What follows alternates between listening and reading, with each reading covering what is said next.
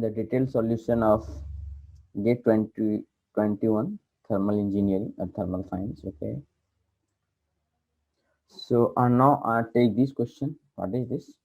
Superheated steam at 1500 kilopascal has a specific volume of 2.75 meter cube per Kelvin mole and compressive factor Z of 0.95. The temperature of the steam is degree Celsius. Round of the nearest integer. Option A is 249, option B is 471, option C is 522, and option D is 148. Okay, so this is the question has been asked in GATE 2021. Okay, and this is the question has been asked in set 1 having weightage of 1 marks. Okay और obvious सी बात है ये हमारा किससे question लिया गया thermodynamics से लिया गया है ना थर्मोडायनामिक्स से क्वेश्चन लिया गया बोले कि सर थर्मोडायनामिक्स में क्या तो बेसिकली जब आप पढ़ते हैं बेसिक कॉन्सेप्ट जैसे आर बार इक्वल टू क्या था आर बार अपॉन है मतलब हीट एंड वर्क से पहले का जो बेसिक कॉन्सेप्ट होता है ये क्वेश्चन वहीं से लिया गया बेसिकली और थोड़ा बहुत आप बोल सकते हो इस क्वेश्चन में स्लाइटली कंप्रेसिव फैक्टर जो है फ्लूइड मैकेनिक्स का भी पार्ट है बट नो इशू यहाँ पे इसको हम डील कर सकते हैं तो first see what is the given data is here.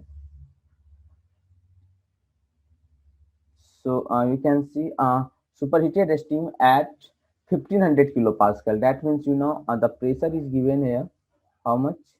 1500 kilopascal has a specific volume. That means a specific volume is also given here, and this value is how much? 2.75 meter cube mole. Okay. And one more thing, compressibility factor is given here.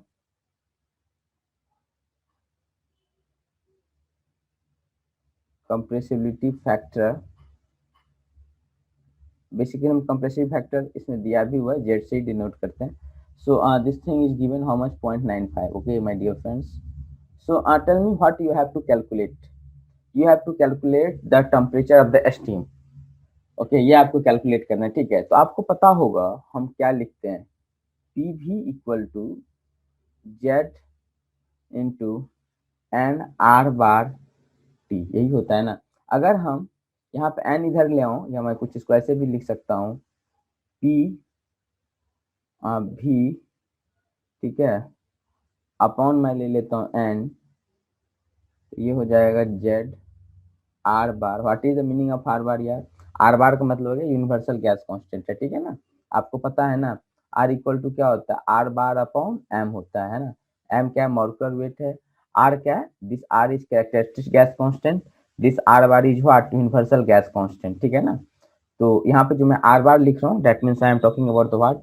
Universal gas constant are you getting this point so now अब हम क्या लिख सकते हैं अगर हमें ये हो गया so now I can right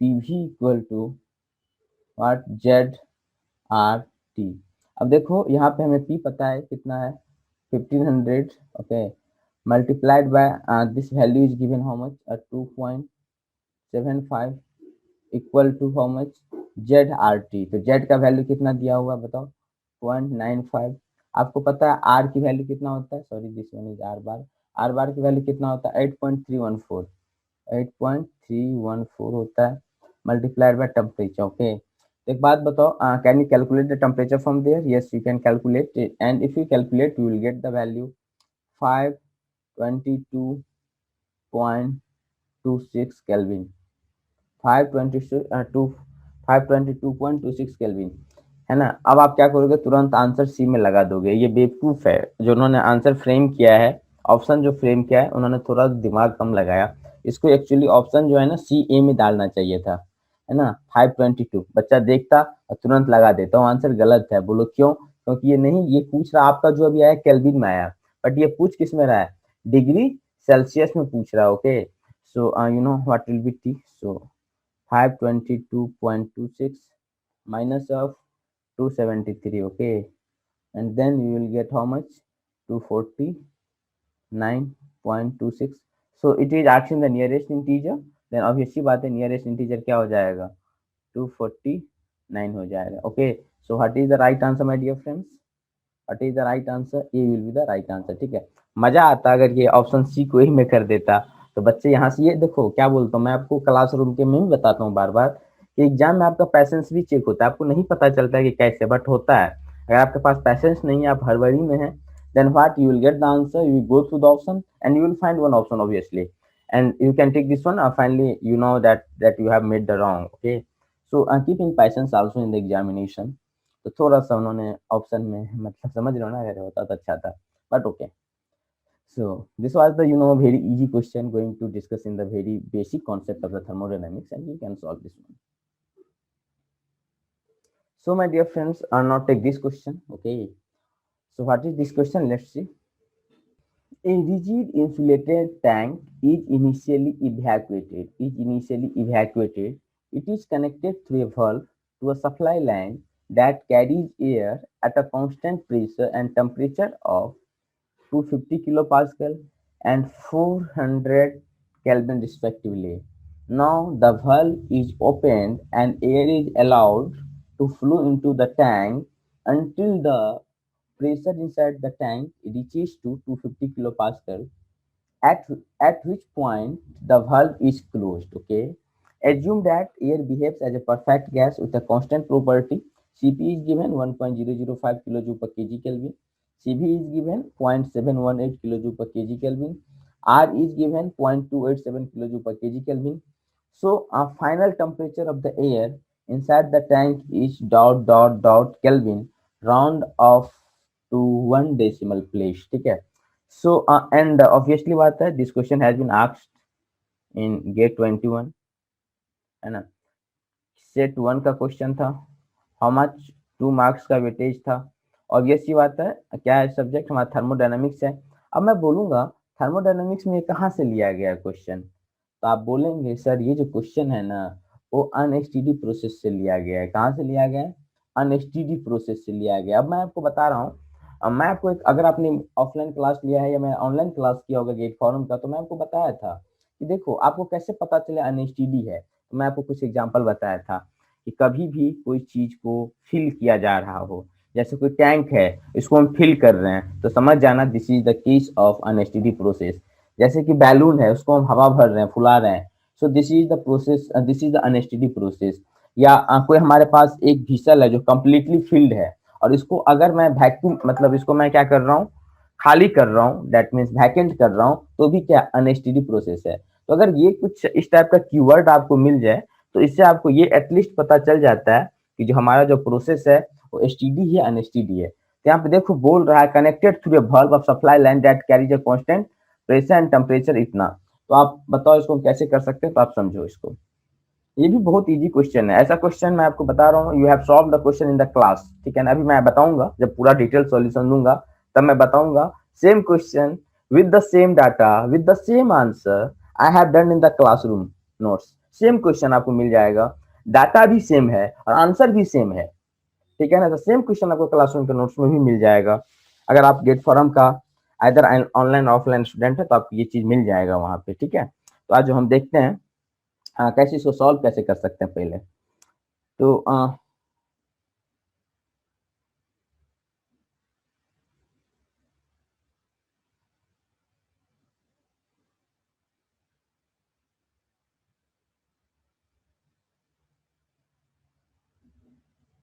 देखो ये हमारा टैंक है ना, और ये बोल रहा है ये इंसुलेटेड टैंक। तो टैंक जो है कैसे इंसुलेटेड है, तो इंसुलेटेड है मतलब ये जो टैंक है आपका इंसुलेटेड है। इंसुलेटेड करने का मतलब क्या है, उससे कोई भी हीट लॉस होने वाला नहीं है। Are you getting this point. इसके बाद इसको हमने क्या किया, सप्लाई लाइन से कनेक्ट कर दिया। क्या किया, सप्लाई लाइन से कनेक्ट कर दिया, जहां से सप्लाई लाइन है ना, ठीक है। अभी ये क्लोज्ड है, मतलब यहाँ पे एक वाल्व लगा हुआ है जो कि क्लोज्ड होगा। चलो I am using the another colour, है ना।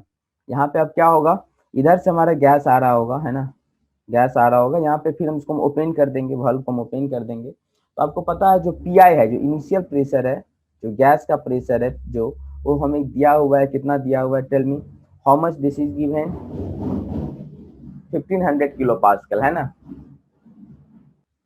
सॉरी वो हमें 15 नहीं है, this is given how much 250 ना, ये हमें कितना पता है it connected through a valve to supply land that carries a constant pressure and temperature 250। तो पी आई हमें पता है 250 किलो पास्कल है ना। हमें यहाँ पे टी आई जो है टेम्परेचर जो है वो भी पता है कितना 400 केल्विन है।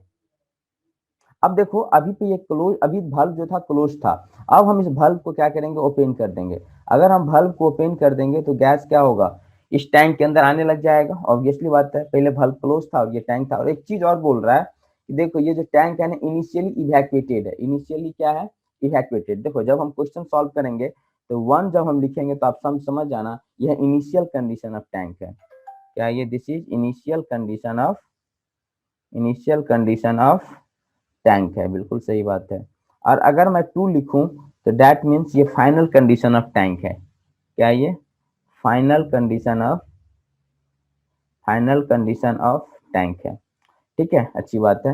तो इसमें बोल रहा है कि इनिशियली इवैक्यूएटेड था। जब इनिशियली इवैक्यूएटेड था तो आप मुझे बताओ m1 की वैल्यू क्या होगा, व्हाट विल बी m1। तो आप बोलेंगे सर m1 तो जीरो होगा सर।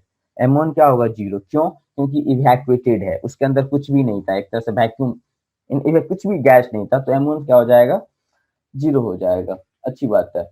अब अगर M1 जीरो हो जाएगा यार, तो मुझे एक बात बताओ आप, बस मुझे इतना बता दो, इसका इंटरनल एनर्जी क्या होगा। जब कोई मास ही नहीं है, उसके अंदर कुछ भी नहीं है, तो इंटरनल एनर्जी भी क्या हो जाएगा, जीरो हो जाएगा, है ना। किसके अंदर है, टैंक के। इनिशियल जो टैंक का कंडीशन है, मास जीरो, इंटरनल एनर्जी, मास कुछ भी नहीं, गैस उसके अंदर कुछ भी नहीं, तो इंटरनल एनर्जी भी क्या होगा, इसका जीरो होगा। इतना पॉइंट समझ में आ गया बात, बिल्कुल सही बात है। अब देखो मैं आपको बताऊंगा, यहाँ पे दो चीज का मैं यूज करूंगा, है ना। एक हम लिखूंगा आई, जो मैं क्लास में यूज करता हूँ, एक मैं लिखूंगा ई। तो देखो आई है जब ये इंटर करता है, आई मतलब जब ये क्या करेगा, इंटर, और ई मतलब क्या होगा, जब ये एग्जिट करेगा। ई का क्या मतलब है, जैसे मैं लिखूंगा एम ई, अभी ध्यान से समझो, एम ई मतलब हो गया वो मास जो क्या होगा, इसमें आएगा फिर बाहर चला जाएगा। जैसे कि आप ध्यान से समझो यार, आप लोग समझो इस बात को। जैसे ये देखो, है ना। अब देखो यहां से आ रहा है कितना, एम आई आ रहा है, और जा कितना रहा है, एम ई जा रहा है। लेकिन सपोज करो आ रहा है एम आई, जा रहा है एम ई, उसके अंदर अपना कंडीशन होगा, इनिशियल में कुछ होगा या नहीं होगा हमें पता नहीं, बाद में भी कुछ होगा या नहीं होगा भी नहीं पता। आ कितना रहा है एम आई, जा कितना रहा है एम ई। अब सपोज करो अगर मैं यहाँ पे, क्लोज कर दूं, यहाँ पे मैं क्लोज कर दूं, है ना, सिर्फ आ रहा है जा नहीं रहा है, तो एम ई की वैल्यू क्या हो जाएगा यार, जीरो हो जाएगा। अब मुझे एक बात बताओ, सब डिटेल में समझो, इस क्वेश्चन में सिर्फ आ रहा है ना, उसके अंदर गैस आ रहा है क्या, बाहर जा रहा है क्या, बाहर नहीं जा रहा है, तो एम ई का वैल्यू क्या हो जाएगा मेरे दोस्त, जीरो हो जाएगा। समझ में आ रही बात, आ रहा है ना, एक्जैक्टली, गुड, अच्छी बात है, आपको यहाँ तक समझ में आ रही बात। अब हमें क्या करना है, अब देखो हम क्या करेंगे, बस यहाँ पे अनस्टेडी स्टेट को यूज करते हुए एनर्जी बैलेंस करेंगे। क्या करेंगे हम, energy balance. So I can write by energy balance, bye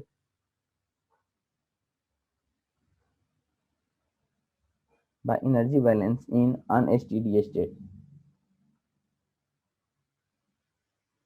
in unsteady state. हम एनर्जी बैलेंस कर रहे हैं अनस्टेडी स्टेट में, तो हम क्या लिखेंगे बताओ। आई can right U2 minus U1, ये आपके क्लास नोट्स में पूरा लिखा हुआ है, जाके चेक कर सकते हो। MI HI plus Q minus MEHE minus WCB। ये कहाँ से आया, for that I have made the detailed analysis on the unsteady flow and after that I am going to get this relation। Detail analysis करते हैं तब जाकर हमें ये क्या होता है, रिजल्ट कैलकुलेट होता है, ठीक है। बट अभी आप बात करोगे तो बोलोगे सर इस केस में जो गिवन कंडीशन है क्वेश्चन के अंदर, सर इसमें तो U1 जीरो है सर। बिल्कुल सही बात है सर, U1 भी जीरो है सर। और ये आप बोल रहे हैं सर इंसुलेटेड है, इसका मतलब सर Q भी जीरो है सर। क्यों, क्योंकि ये इंसुलेटेड है, बिल्कुल सही बात है। सर ME भी जीरो होगा, ME क्यों जीरो होगा यार, क्योंकि सर सिर्फ आ रहा है जा नहीं रहा है, मतलब एग्जिट मास नहीं है सर, तो ME भी जीरो हो जाएगा, बिल्कुल सही बात है। सर यहाँ पे कंट्रोल वॉल्यूम वर्क भी जीरो होगा सर, क्योंकि जो कुछ स्टेट सिस्टम के अंदर है बाहर कुछ नहीं रहा, तो वर्क भी यहाँ पे कुछ नहीं होगा, तो कंट्रोल वॉल्यूम का जो वर्क है ना सर, वो भी हमारा क्या हो जाएगा, जीरो हो जाएगा, बिल्कुल सही बात है। तो अब हमारे पास बचा क्या, हमारे पास बचा U2 equal to MI HI, MI HI। समझ में आ गई बात। बिल्कुल सही बात है, अगर आपको समझ में आ रहा है। अब देखो mi का मतलब क्या है, अब मैं बोलूंगा, बताओ मेरे दोस्त, mi का वैल्यू बताओ क्या होगा। मास जो आया है, तो आप क्या बोलेंगे, मास जो इसके अंदर आया है, तो आप बोलेंगे सर इसका जो वैल्यू होगा वो तो होगा m2 माइनस m1, है ना। कितना मास आया इसके अंदर, m2 माइनस m1। लेकिन सर इस बार गजब बात है सर, m1 तो ऑलरेडी जीरो था। क्यों? क्योंकि इसने बोल चुका है कि इनिशियली में इवैक्यूएटेड था, तो m1 तो जीरो है सर, बिल्कुल सही बात है। तो mi इक्वल टू m2 का नहीं आ रहा है समझ मेरे दोस्त, ध्यान से समझो। सपोज करो अब यहाँ पे आया, मैं सपोज करो एक एग्जांपल मैं समझाता हूँ। सपोज करो इसके अंदर m1 सपोज करो पहले से होता 2 kg, सपोज करो, और mi आ गया, मतलब अब मैं बोल देता हूँ कि m2 जो है वो हो गया 8 kg। m2 कितना होगा, 8 kg। इसका मतलब कितना आया यार, कितना उसके अंदर आया, तो आप क्या बोलेंगे सर m2 माइनस m1 तो आया, पहले था 2 kg, बाद में हो गया 8 kg, तो आया कितना, तो आप बोलेंगे m2 माइनस m1, नहीं बोलेंगे क्या, यस। बट इस क्वेश्चन में चूंकि m1 जीरो है, इनिशियली इवैक्यूएटेड है, तो m2 इक्वल टू क्या होगा, mi होगा। समझ में आ रही बात, m2 इक्वल टू क्या हो जाएगा मेरे दोस्त, mi हो जाएगा। गुड, अच्छी बात है, you are getting this point. तो हम यहाँ से क्या लिखेंगे, U2 को, अब देखो मैं कुछ स्पेसिफिक के फॉर्म में लिखना चाहता हूँ, मैं लिखूंगा M2U2 equal to M2 minus M1, M2 minus M1 into HI। But आप जानते हैं M1 तो जीरो है, तो इसकी हम बात ही नहीं करेंगे। सो हम यहाँ से अब लिखेंगे, क्या लिखेंगे बताओ, M2U2 इक्वल टू M2HI। यहाँ से M2 कैंसिल आउट हो जाएगा, मतलब आप बोलेंगे U2 इक्वल टू HI। मैं आपको बताता हूँ, ये भी क्वेश्चन कभी कभार आगे पूछा जाता है। समझ में आ गई बात, क्या आ जाएगी, U2 क्या है, इंटरनल एनर्जी आफ्टर द, जब इसको भर दिया तो उसका इंटरनल एनर्जी है, वो किसके बराबर हो जाएगा, इंथैल्पी। ये पॉइंट आप याद रख लेना, ये मैं क्लास में भी डिस्कस करता हूँ, और आने वाले टाइम में किसी एग्जाम में ऐसा क्वेश्चन आपको मिल जाएगा। ये पॉइंट आप याद रखना, जब कोई इवैक्यूएटेड होगा, जब हमारा कोई टैंक है जो इवैक्यूएटेड है, इसको हम फिल कर रहे हैं, ठीक है ना, कोई टैंक है इवैक्यूएटेड है, इसको हम क्या कर रहे हैं, फिल कर रहे हैं, तो उसके अंदर का जो जब ये फाइनल फिल हो जाएगा, तो उसके अंदर का जो इंटरनल एनर्जी है, वो जो इंथाल्पी है पाइपलाइन का, उसका क्या होगा, बराबर होगा। जो इंथाल्पी है, एच आई क्या है, इंथाल्पी किसका है, पाइपलाइन का। एच आई क्या है यार, एच आई जो आई मैं लिख रहा हूँ सब पाइपलाइन का कंडीशन है ना। तो आप ये पॉइंट भी आपको कहीं पूछा जा सकता है, कोई टैंक है जो इवैक्यूएटेड है, इसको हम फिल कर रहे हैं, फाइनली जब फिल हो जाएगा तो बताओ उसके अंदर इंटरनल एनर्जी का वैल्यू क्या होगा, तो आप बोलेंगे सर उसके जो इनिशियल इंथाल्पी है उसके क्या हो जाएगा, जो गैसलाइन की इंथाल्पी है उसके बराबर हो जाएगा। ये भी ऑब्जेक्टिव क्वेश्चन आ सकता है आपको, बट फिलहाल हमें जो सॉल्व करना हो यही सॉल्व क्या करना है देखते हैं। अब एक बात बताओ, मैं U2 को क्या लिख सकता हूँ, मैं लिख सकता हूँ CV T2, बिल्कुल, और HI को मैं क्या लिखूंगा, CPTI, नहीं लिखूंगा क्या। एक बात बताओ यहाँ से, T2 इक्वल टू मैं क्या लिखूंगा, CP/CV/TI, नहीं लिखूंगा क्या। अब एक बात बताओ, T2 का वैल्यू क्या हो जाएगा, तो आपको पता है सर CP/CV को हम गामा बोलते हैं, गामा TI हो जाएगा। अब एक बात बताओ, हमें कैलकुलेट क्या करना है क्वेश्चन के अंदर, सी है, हमें कैलकुलेट क्या करना है, the final temperature of air inside the tank. यही तो हमको, मतलब final temperature of air inside the tank, मतलब हमें कैलकुलेट क्या करना है यार, T2, यही तो कैलकुलेट करना है। यस, हमें यही कैलकुलेट करना है, तो गामा TI हो जाएगा। अब T2 चाहिए, गामा हमें गामा के बारे में हमारे पास कैसे कुछ इंफॉर्मेशन है क्या, नहीं है, तो सीधा यूज कर लो, पता 1.005 upon 0.718 multiplied by TI। So what is the value of TI, TI का वैल्यू कितना है देखो, initial, so it is given 400 kelvin my dear friends, 400 kelvin. तो आप क्या करो यहाँ पे 400 से मल्टीप्लाई कर दो, and finally you will get the value of T2 equal to, you will get 559 kelvin, 559.9 kelvin, ठीक है। तो आप क्या सॉल्व कर सकते हो, यहाँ से आपको क्या पुट करना था, 559 डेसिमल प्लेस बोल रहा है, तो जस्ट 559.9 केल्विन, ये आंसर हो जाएगा। तो क्या किसी भी एंगल से क्वेश्चन आपको डिफिकल्ट लगा क्या, किसी भी एंगल से क्वेश्चन डिफिकल्ट नहीं है, अगर आपको कॉन्सेप्ट क्लियर है then you can solve this question very easily. और हाँ, this same question has be done in your classroom notes, same question with the same data. है ना, क्योंकि इसी तरीके से मिलता जुला क्वेश्चन गेट में ऑलरेडी भी आ चुका था। Therefore I have done the same question with the same data and get the same answer.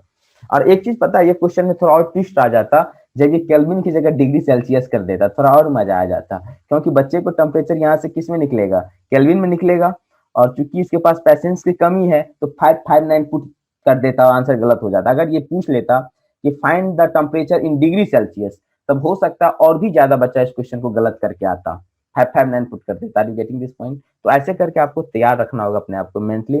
अगर आप गेट कमिंग गेट के लिए तैयारी कर रहे हो, then be prepare for that, okay. और इन क्लासरूम हमारा टारगेट होता है कि हम बच्चे को किस तरह से समझाएं कि आपका किसी भी प्रकार की कोई गलती की कोई गुंजाइश न हो in final exam. Are you getting this point? So now take another question. Now take this question. An air conditioning system provide a continuous flow of air to a room using an intake duct and exit duct as shown in the figure. To maintain the quality of the indoor air, the intake duct supply a mixture of fresh air with a cold air stream. The two streams are mixed in an insulated mixing chamber located upstream of the intake duct. Cold air enters the mixing chamber at 5 degrees Celsius, 105 Kelvin, with a volume flow rate of 1.25 meter cube per second during steady state operation. Fresh air enters the mixing chamber at 34 degrees Celsius and 105 kilopascal. The mass flow rate of the fresh air is 1.6 times of cold air stream. Air leaves the room through the exit duct at 24 degrees Celsius, and this diagram is given in the question. Okay, you can see here cold air is coming from this side, fresh air is going from this side, and this is the a mixing chamber in which it is going to mix, and after that it goes to the intake duct inside the room, and finally it going out through the exit duct. Exit duct. Okay, assuming the air behaves as an ideal gas with Cp equal to 1.005 kJ per kg Kelvin, R equal to 0.287 kJ per kg Kelvin, the rate of heat gain by the air from the room is kilowatt round up to 2 decimal places. Okay, so my dear friends, again this question has been asked in set 2021। Set क्या था इनका? Set 2 था। Weightage कितना था? 2 marks का weightage था। ठीक है, ऑब्वियस सी बात है, ये क्वेश्चन कहाँ से लिया गया है? थर्मल इंजीनियरिंग से लिया गया है। थर्मल इंजीनियरिंग में कौन सा टॉपिक? तो आप बोलेंगे sir this question has been taken from refrigeration and air conditioning. Refrigeration air conditioning में बोलूंगा कौन सा टॉपिक? तो आप बोलेंगे सर साइकोमेट्री से लिया गया क्वेश्चन। कहाँ से लिया गया? थर्मल इंजीनियरिंग आरएसी का जो सब टॉपिक है वो साइकोमेट्री है, जो आपने पढ़ा होगा। तो question that question has been taken from the what? Psychrometry. ठीक है, तो आज इस क्वेश्चन को हम कैसे सॉल्व कर सकते हैं? ठीक है ना, इस क्वेश्चन को हम कैसे सॉल्व कर सकते हैं? सिंपली आप इस क्वेश्चन को बहुत इजीली सॉल्व कर सकते हो। ठीक है, कैसे हम कर सकते हैं? So try to see here. चलो पहले एक बात बताओ, इस क्वेश्चन में हम मतलब यूं इसको मैं मान लेता हूँ 1 जो है वो कोल्ड एयर का कंडीशन है, और 2 जो है किसका है? ये फ्रेश एयर का कंडीशन है। जस्ट मैं मान लेता हूँ। ठीक है, चलो अब एक बात बताओ मुझे, यहाँ से मैं कर क्या रहा हूँ? मैं एक बात बताओ, चूंकि कोल्ड एयर है तो यहाँ पे मैं क्या लगा सकता हूँ? पीवी इक्वल टू, और हमें फाइंड क्या करना है? The rate of heat gain by the air from the room is. Heat gain आपको कैलकुलेट करना है। ठीक है ना, हीट गेन। अब एक बात बताओ, मैं आपको बता रहा हूँ, ध्यान से समझो। हीट गेन तो देखो, ये 1 ये 2, मैं बोल देता हूँ ये कंडीशन क्या है? Just try to understand. 3 है, ये कंडीशन 3 है, और ये कंडीशन क्या है? 4 है। तो हीट गेन, तो हीट गेन कहाँ पे होगा? रूम से होगा। हीट गेन कहाँ से होगा बताओ? रूम से होगा। तो आप बोलेंगे सर जो हीट गेन जो होगा ना सर, इसमें हीट गेन का जो वैल्यू होगा ना सर, इसका जो वैल्यू होगा वो हो जाएगा हमारा H4 minus H3। H4 minus H3 हो जाएगा सर, है ना। अब किसी भी तरीका से अगर हमें H4 माइनस H3 निकल जाए तो हमारा काम तो सर बहुत इजी हो जाएगा, एंड किसी तरीका से H4 माइनस H3 निकल जाएगा, वही तो हमारा आंसर हो जाएगा। Now you have to think how you can calculate this one. ठीक है, आप इसको कैसे कैलकुलेट कर सकते हो? तो सबसे पहली बात मुझे ये बताओ इस क्वेश्चन में हमें मास फ्लो रेट नहीं पता है, मास फ्लो रेट हमें नहीं पता है, नहीं है ना। तो सबसे पहले टारगेट करो मास फ्लो रेट। मैं बोलूंगा मास फ्लो रेट निकाल लो, तो पहले क्या निकालोगे, लिखो P1 V1 equal to what, MR T1। इस क्वेश्चन में देखो हमें P1 पता है ना, P1 पता है हमें, कितना पता है देखो, एक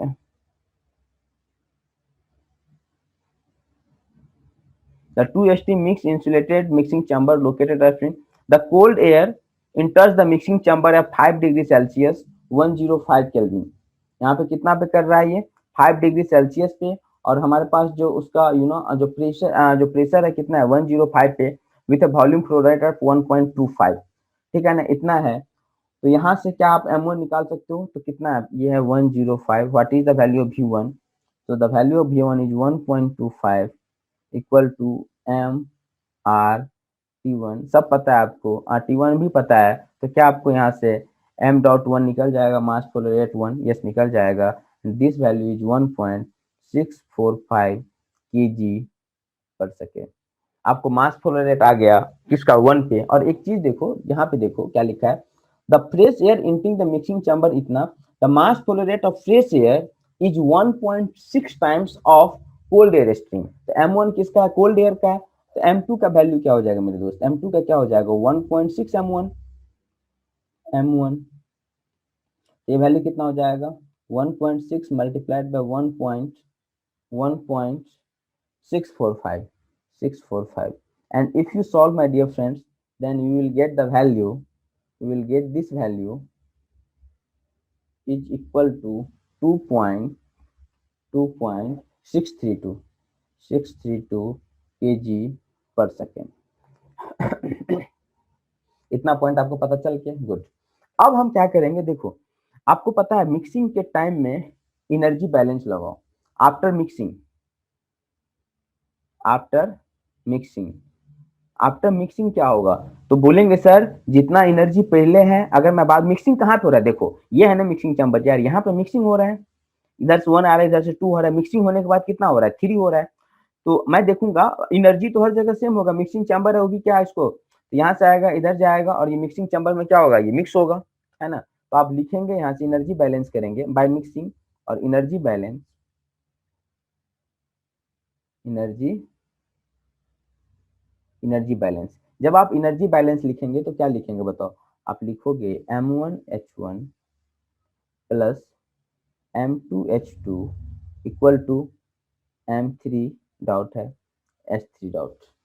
are you getting this point, are you getting this point, ये पॉइंट आपको समझ में आ रही बात। लेकिन अब एक बात बताओ, मैं सिंपली आपसे बोलूंगा कि मुझे M3 का वैल्यू बताओ, सिंपली मास का। तो देखो आ कितना आ रहा है, M3 इक्वल टू आप क्या लिखोगे, M.3 इक्वल टू क्या लिखोगे, सिंपली लिख सकते हो M1 dot plus M2 dot, नहीं लिख सकते हो क्या, I am taking the next slide, ठीक है ना।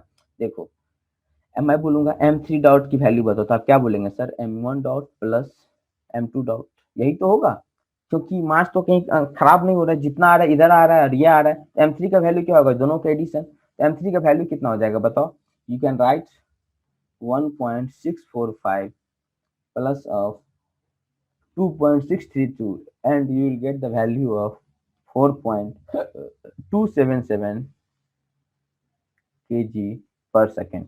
हो गया, आपका M3 भी आ गया, ओके गुड। M3 भी आपको क्या हो गया, you have calculate the M3 also. अब देखो, अब आप इस इक्वेशन में जाओ, just assume try to understand this is equation 1, इसको हम इक्वेशन 1 मान लेते हैं। तो now go in the equation 1, so what you can write M1H1 plus M2H2 equal to M3H3। अब देखो M1 को हम क्या लिखेंगे, M1 तो हमें पता है 1.645, H1 को हम क्या लिखेंगे बताओ, MH1 को मैं क्या लिख सकता हूँ, CP T1, CP क्या लिख सकता हूँ मैं T1 प्लस M2 की जगह मैं क्या लिख सकता हूँ, कितना है 2.632 into CP, what is the value of T2, I am just okay, equal to क्या हो जाएगा बताओ M3 की इक्वल टू क्या लिखूंगा 4.277 multiplied by CP multiplied the what T3, है ना। अब एक बात बताओ, CP तो हर जगह से कैंसिल आउट हो जाएगा, तो बचेगा क्या, आप बोलोगे सर 1.645, T1 कितना है 5 प्लस प्लस 2.632 मल्टीप्लाई में T2 कितना है sir 34 equal to 4.277, just a minute. Okay, so what you can write 4 point, यहाँ पे कितना लिखोगे 4.277 मल्टीप्लाइड बाय T3 है ना। तो क्या एक बात बताओ मुझे आप, यहाँ से आपको क्या वैल्यू आ जाएगा, what value you are going to get from this point, you will get the value of T3 और T3 का वैल्यू कितना आ जाएगा, you will get the 22.85 degree celsius. अब देखो, अब आपको T3 आ गया, अब आपको क्या आ गया T3 आ गया। अगर आपको T3 आ गया यार तो मुझे बताओ S3 आपको निकल जाएगा, बताओ बताओ T3 आ गया तो क्या आपको S3 निकल जाएगा या नहीं निकलेगा, आराम से निकाल सकते हो ना।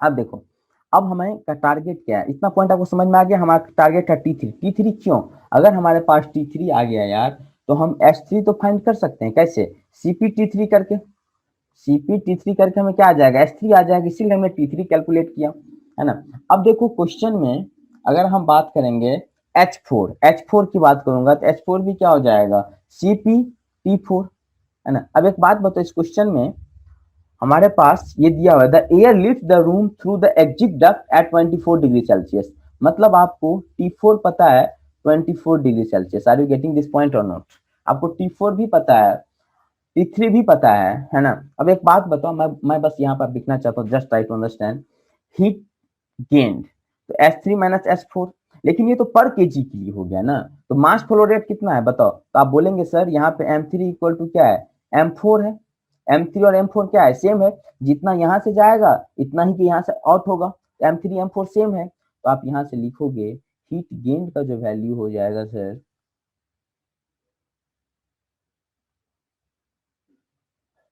हीट गेन का जो वैल्यू हो जाएगा वो आप लिखो, क्या लिखना चाहते हो S3 minus H4, sorry H4 minus S3 into mass flow rate, तो मास फ्लो रेट चाहे M3 लिखो या M4 लिखो कोई फर्क आपका नहीं पड़ता है, तो ये हो जाएगा। तो हमारा बताओ S3 को हम क्या लिखेंगे, H4 को मैं लिखूंगा, M3 हमारा है कितना बताओ 4.277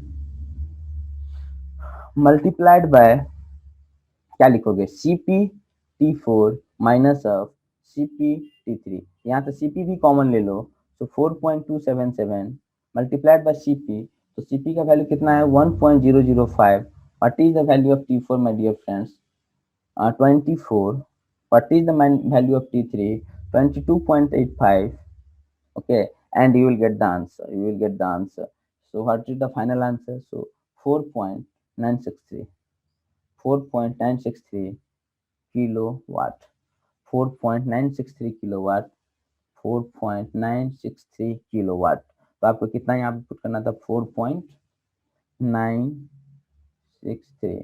तो देखो ये भी क्वेश्चन कोई मुश्किल नहीं था, थोड़ा सा टाइम कंज्यूमिंग था, बट आप इजीली क्या कर सकते हो क्वेश्चन को सॉल्व कर सकते हो है ना, कोई ज्यादा मतलब ऐसा नहीं था जिसको कि आप नहीं कर सकते, कोई रॉकेट साइंस नहीं था, आराम से you can solve this question also, but slightly you have to keep in the patience, बस एक बार मास को बैलेंस करना है, एक बार एनर्जी को बैलेंस करना है, आप सोचो आपको कैलकुलेट क्या करना है, and finally you will get the answer.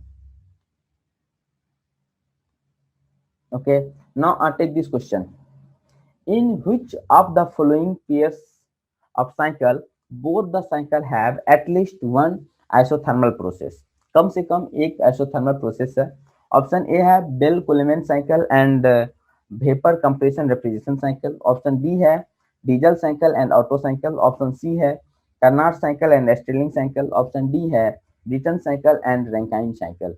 इसमें से बोलता है किस पेयर के पास एटलीस्ट वन आइसोथर्मल प्रोसेस है, एटलीस्ट वन क्या हमारे पास आइसोथर्मल प्रोसेस है, तो बताओ क्या होगा आंसर। सबसे पहली बात बताओ, हम बात करते हैं बेल कोलेमेन साइकिल, ठीक है, इसके बाद हम देखते हैं, फिर हम देखेंगे क्या है,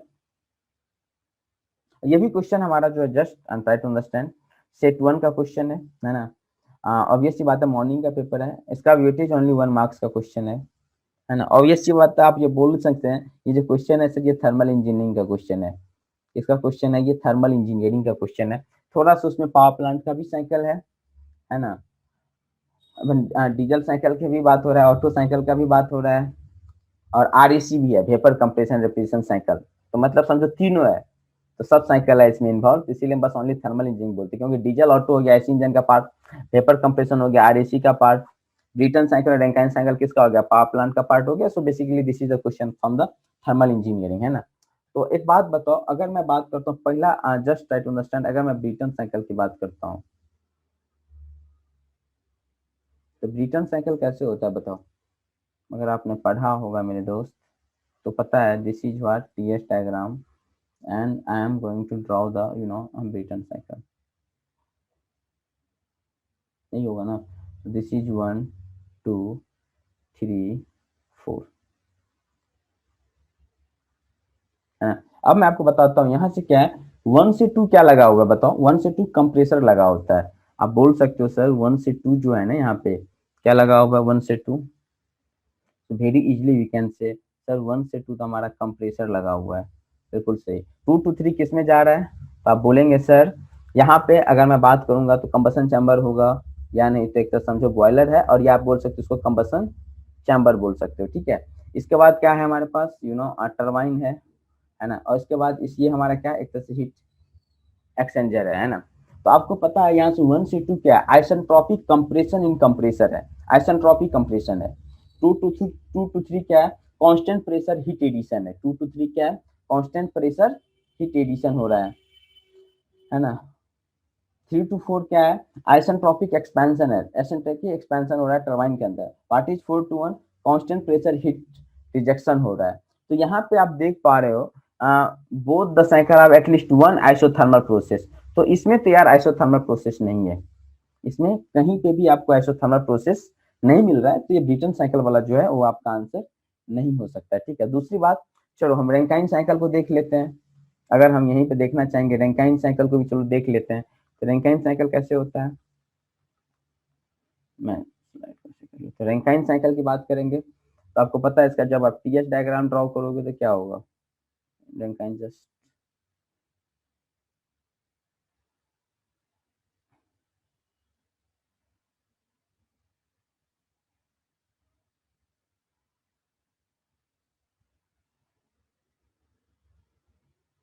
यही है ना, जस्ट टाइप में 1 2 3 4, यही हमारा रैंकाइन साइकिल, है ना। अब देखो 1 से 2 क्या लगा है, मेरा पंप है। 1 से 2 क्या है, दिस इज पंप। इसके बाद क्या है, 2 से 3 क्या है, बॉयलर है ना। इसके बाद फिर मेरा क्या है, टरबाइन है। इसके बाद फिर ये हमारा क्या है, कंडेंसर है। अब ये सी बात है, ये पावर प्रोड्यूसिंग साइकिल है, तो जो डायरेक्शन होगा वो क्या हो जाएगा, क्लॉकवाइज हो जाएगा। अब देखो यहाँ पे भी बात को 1 से 2 क्या आइसेंट्रोपिक कंप्रेशन इन पंप है, आइसेंट्रोपिक है। 2 to 3 क्या है, कांस्टेंट प्रेशर, यहाँ कांस्टेंट प्रेशर हीट एडिशन है, बट टेम्परेचर क्या हो रहा है, चेंज हो रहा है। 3 to 4 फिर से आइसेंट्रोपिक एक्सपेंशन है ना। और 4 to 1 फिर क्या है हमारा, कांस्टेंट प्रेशर हीट रिजेक्शन की हम बात करते हैं, ठीक है। यहाँ पे भी हम नहीं देख पा रहे हैं कोई भी एक आइसोथर्मल है, तो रैंकाइन भी जो है वो क्या हो गया हमारा, वो भी आंसर सही नहीं है, ठीक है। अब नेक्स्ट आता है बेल कोलेमेन साइकिल। देखो नेक्स्ट क्या है हमारा, हम बात करते हैं बेल कोलेमेन साइकिल का। तो बेल कोलेमेन साइकिल क्या होता है बताओ, बेल कोलेमेन साइकिल होता है ये कुछ और नहीं होता है, ये होता है रिवर्स ब्रिटन। बेल कोलेमेन का क्या मतलब होता है, बेल कोलेमेन साइकिल, बेल कोलेमेन को हम बोलते हैं reverse Britain cycle, reverse Britain cycle. अब बताओ रिवर्स ब्रिटन साइकिल है तो ओनली क्या होगा, डायरेक्शन क्या हो जाएगा, उसका उल्टा हो जाएगा। डायरेक्शन क्या हो जाएगा, उसका उल्टा हो जाएगा। याद रखना reverse Britain cycle power consuming device होता है, ये हमारा रेफ्रिजरेशन पर्पस के लिए इसको हम यूज करते हैं। रिवर्स ब्रिटन साइकिल का आरएसी का पार्ट है, ठीक है। बेल कोलेमेन साइकिल बोलो, जूल साइकिल बोलो, सब एक ही बात होता है। तो बोलेंगे सर ये भी सही नहीं है ना। अगर हम बात करेंगे ना वीसीआरएस का, वेपर कंप्रेशन रेफ्रिजरेशन साइकिल का, वीसीआरएस की मैं बात करूंगा, vapour compression refrigeration cycle VCRS. तो वीसीआरएस क्या होता है बताओ, अगर आप वीसीआरएस की बात करेंगे, so this will be our VCRS।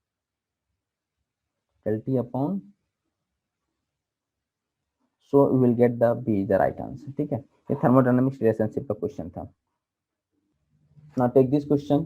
In the vicinity, क्या है question? In the vicinity of the triple point, the equation of liquid vapor boundary in the PT phase diagram for ammonia is ln P equal to 24.38 minus of 3063 upon T, where P is pressure in Pascal, T is temperature in Kelvin.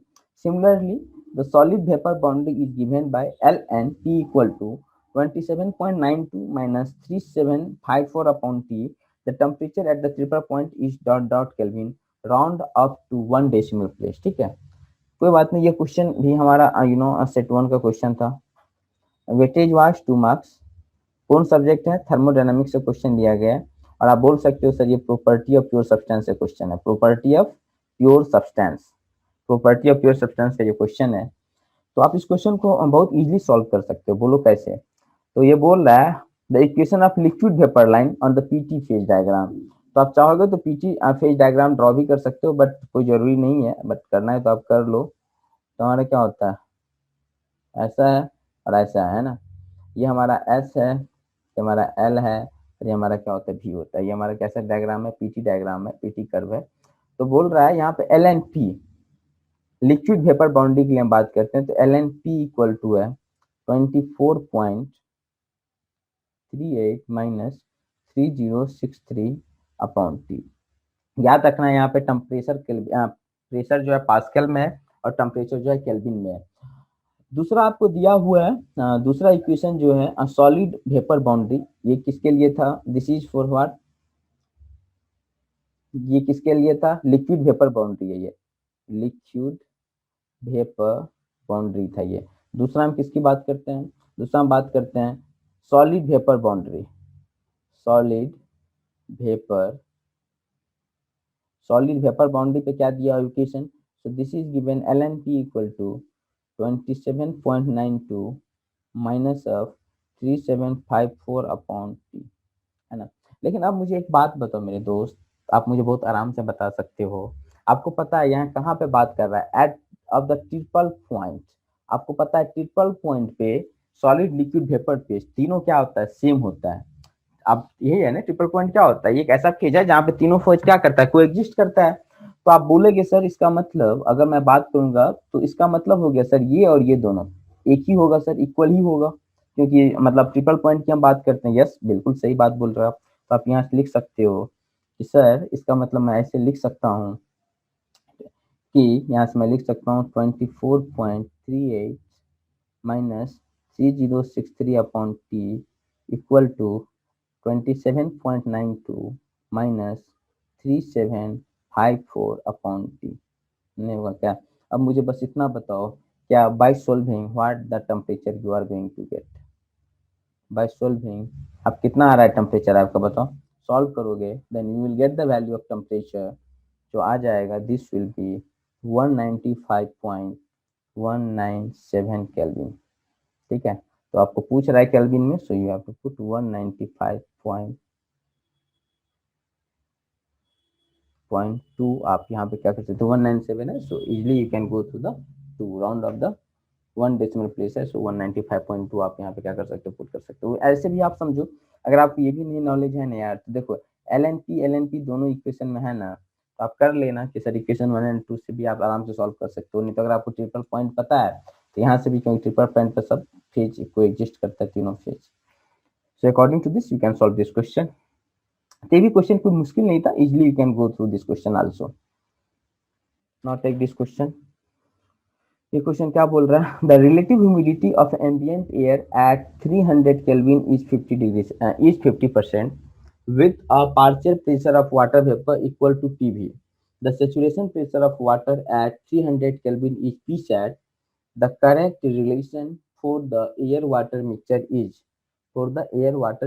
is option A is PV equal to 0.5 Psat. Option B is PV equal to 0.622 Psat. Option C PV equal to Psat. Option D PV equal to 2 Psat. Okay. So my dear friends, this question has been asked in GATE 2021. Set 1 1 marks, set 1 marks. And obvious सी बात है, ये कहाँ से लिया गया, refrigeration and air conditioning, इसका सब टॉपिक है साइकोमेट्री। तो ये क्वेश्चन जो लिया गया बेसिकली साइकोमेट्री से लिया गया है ना। तो बहुत इजी, आप ये क्वेश्चन तो आप ये ऐसा क्वेश्चन एटलीस्ट आप 10 को क्वेश्चन तो क्लास में किए हो सेम क्वेश्चन, तो इसको सॉल्व करने का बहुत इजीली आप सॉल्व कर सकते हो। ओके, क्या बोल रहा है, the relative humidity of ambient air इतना is 50 Celsius, that means five is given how much 50%, that means 0.5, five is given with the partial pressure of water vapour is equal to PV. हमें यहाँ पे pressure पता है water vapour का PV, the saturation pressure at 300 is P sat. तो हमें मतलब जो पीवीएस पता है, जिसको हम पीवीएस बोलते, तो वो हमें पी सैट यहाँ पे पता है। The relation of the air water mixture, यार एक बात बताओ आप मुझे, इसमें क्या दिक्कत है, बहुत आराम से आप सॉल्व कर सकते हो। आप फाइव इक्वल टू क्या बोलते हो sir, five equal to PV upon PVS, saturation pressure, या इसको सेचुरेशन प्रेशर बोलेंगे तो दिया हुआ है PV upon P set.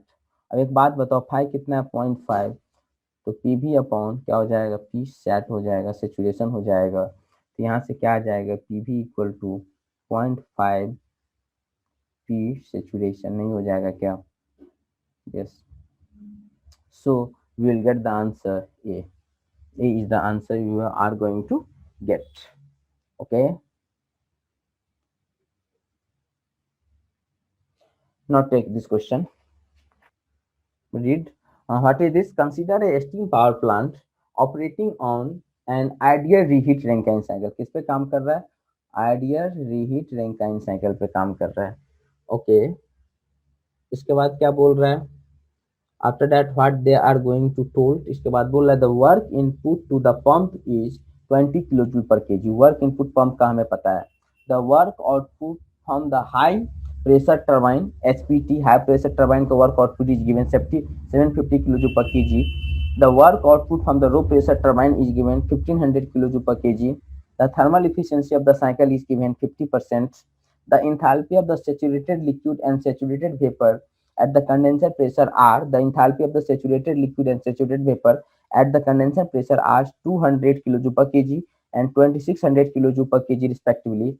The quality of steam at the exit of low pressure turbine is dot dot dot round up the nearest integer. So my dear friends, this is the question has been asked in GATE 2021, GATE 2021 set 1 का question था, इसका weightage 2 marks का था, और this question has been taken from the power plant. Power plant में किससे लिया गया है, तो आप बोलेंगे sir this question has been taken from the Rankine cycle. किससे लिया गया क्वेश्चन, रैंकाइन साइकिल से लिया गया है। और ये बहुत इजी क्वेश्चन है, बहुत इजीली आप इस क्वेश्चन को सॉल्व कर सकते हो। इवन इस क्वेश्चन में एवरीथिंग इज गिवन, मैं all the data is given, so just try to understand this point. I am drawing just Rankine cycle, reheat Rankine cycle की बात करते हैं, मतलब इसमें क्या हुआ है, रीहीटिंग हुआ है।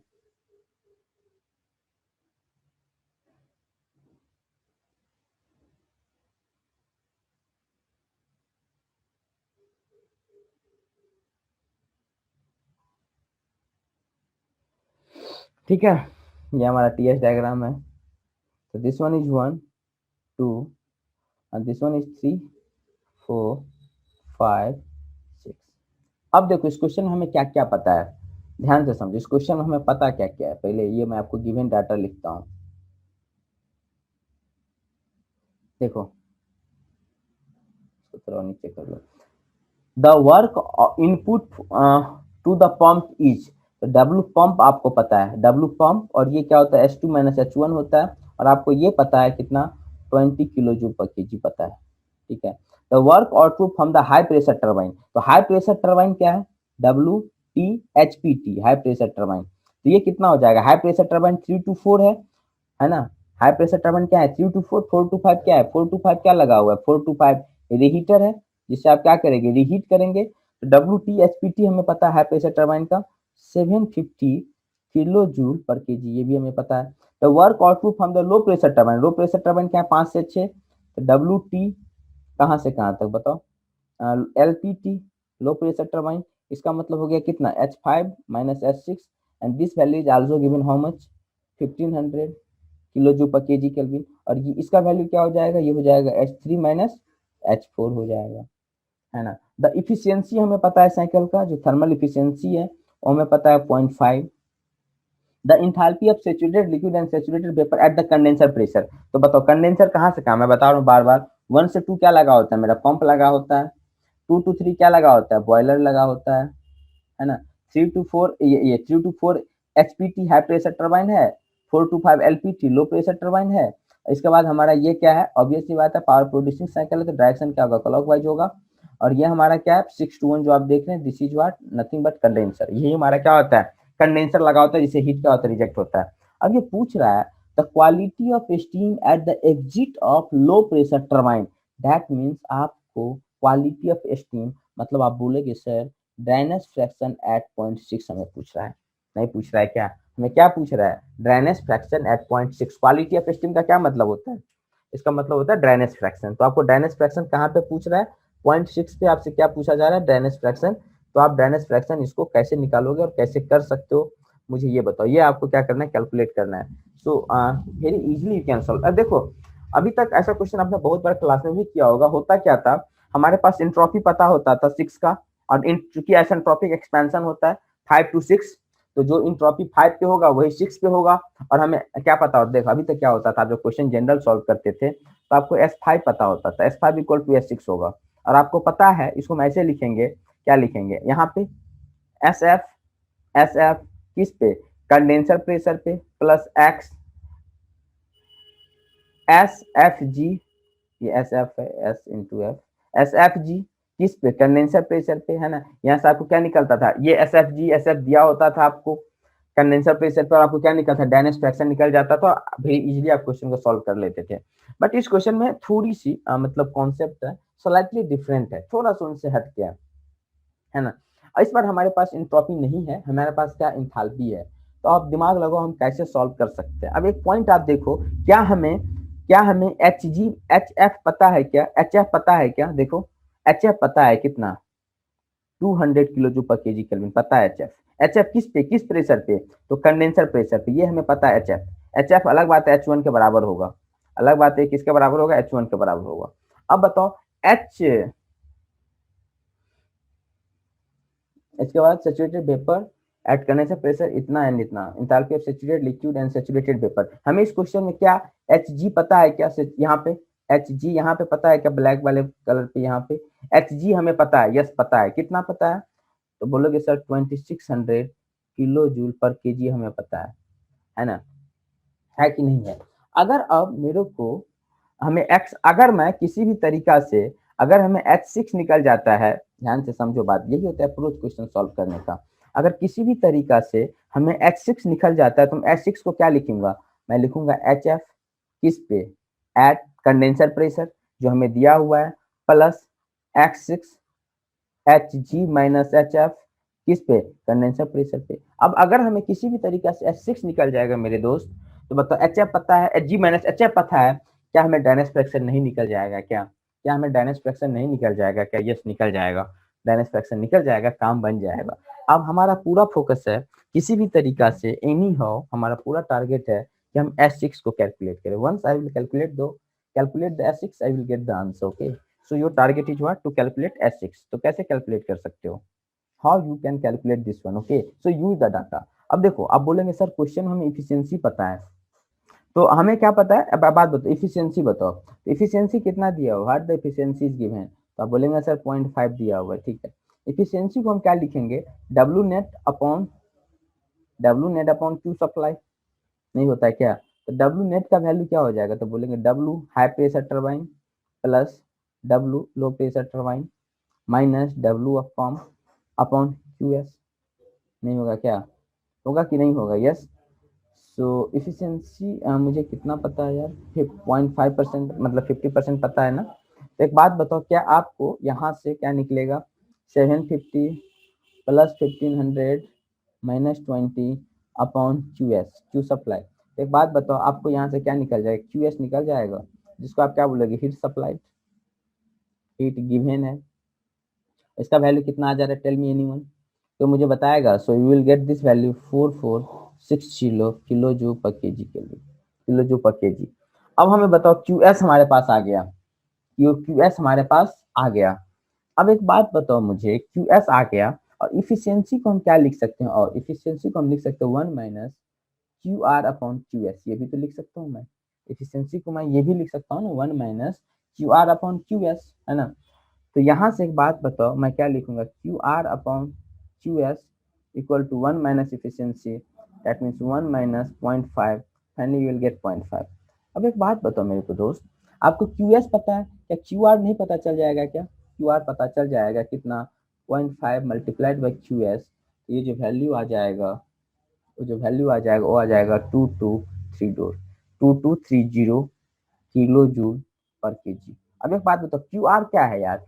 क्यू आर है क्या? देखो कहाँ से कहाँ तक हीट रिजेक्ट हो रहा है, तो आप बोलेंगे सर क्यू आर जो है वो है H6 माइनस H1, बिल्कुल सही बात है। क्यू आर क्या है?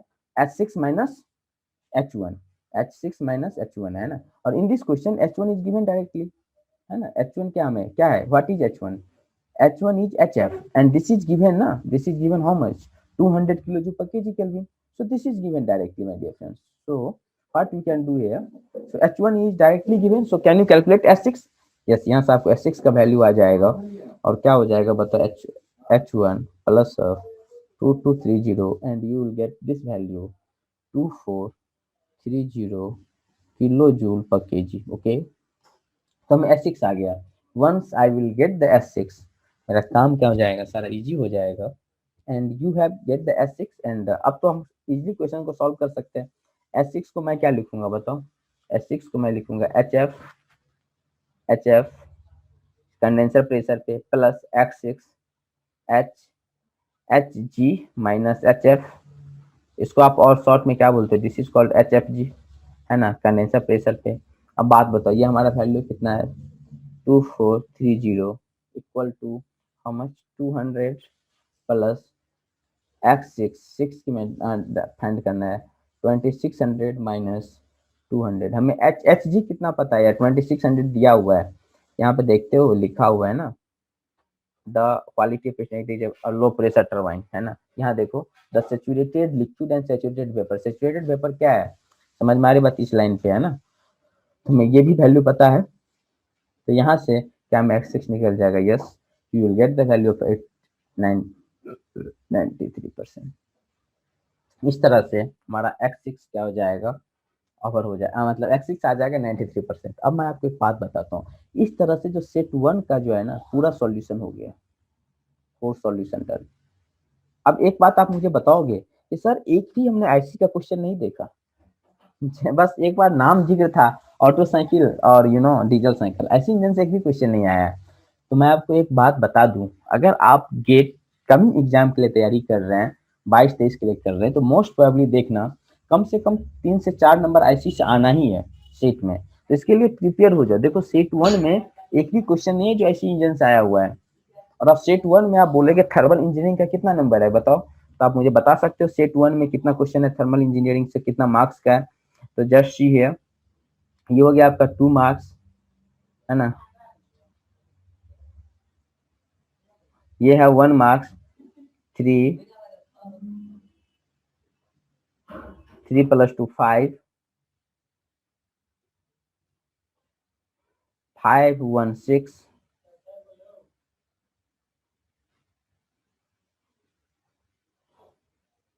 6 और ये भी 1 है 7, 7 to 9,